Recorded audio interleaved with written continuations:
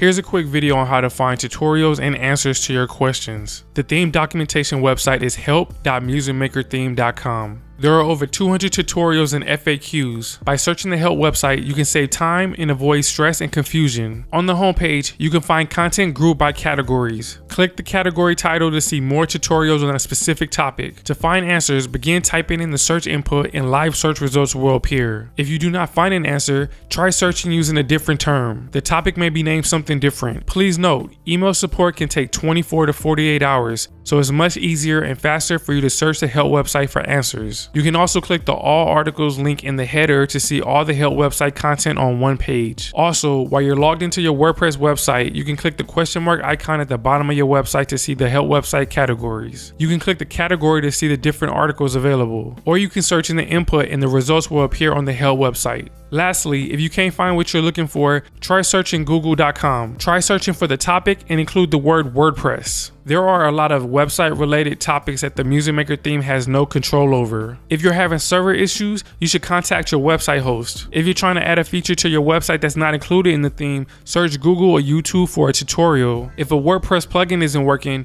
visit the plugin documentation website. So please thoroughly check out the help website. The content on the help website was added to help make your experience of setting up a website easier.